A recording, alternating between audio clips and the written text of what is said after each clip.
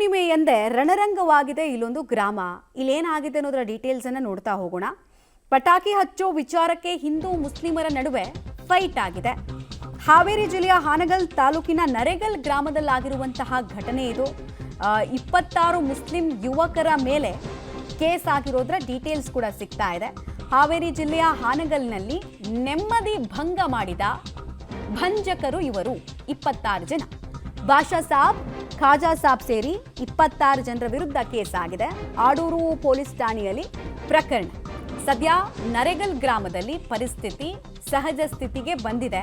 ಉದ್ವಿಗ್ನ ವಾತಾವರಣಕ್ಕೆ ಕಾರಣ ಆದವರು ನೆಮ್ಮದಿ ಭಂಜಕರು ಯಾರಿದ್ದಾರೆ ಅವರನ್ನ ಹುಡುಕಿ ಕೇಸ್ ಮಾಡೋ ಕೆಲಸ ಆಗಿದೆ. ಬಟ್ ಪದೇ ಪದೇ ಇಂಥದ್ದು ಕೆಲಸಗಳು, ಹಿಂದೂಗಳ ಮೆರವಣಿಗೆ ಹೋಗಬೇಕಾದ್ರೆ, ಯಾವುದೋ ದೇವಸ್ಥಾನದ ಮೆರವಣಿಗೆ ಹೋಗಬೇಕಾದ್ರೆ ಮಸೀದಿ ಹತ್ರ ಬಂದರು ಇಲ್ಲಿ ಪಟಾಕಿ ಹಚ್ಚಬೇಡಿ ಅನ್ನೋದಕ್ಕೆ ಇವ್ರು ಯಾರು ಅನ್ನೋದು ನಮ್ಗೆ ಅರ್ಥ ಆಗ್ತಾ ಇಲ್ಲ.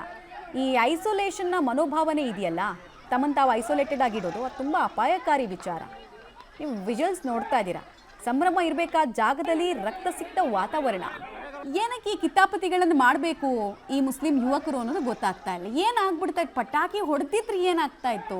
ಯಾರಪ್ಪನ ಮನೆ ಆಸ್ತಿ ಕರಗಿ ಹೋಗ್ತಾ ಇತ್ತು ಅನ್ನೋದು ನಮಗೆ ಅರ್ಥ ಆಗದ ಪ್ರಶ್ನೆ ಇದೆ. ಇದು ಪಟಾಕಿ ಒಂದು ನೆಪನ, ಮೆರವಣಿಗೆ ಹೋಗ್ತಾ ಇದೆ ಅನ್ನೋದು ಸಿಟ್ಟ, ಹೊಟ್ಟೆ ಕಿಚ್ಚ ಗೊತ್ತಿಲ್ಲ.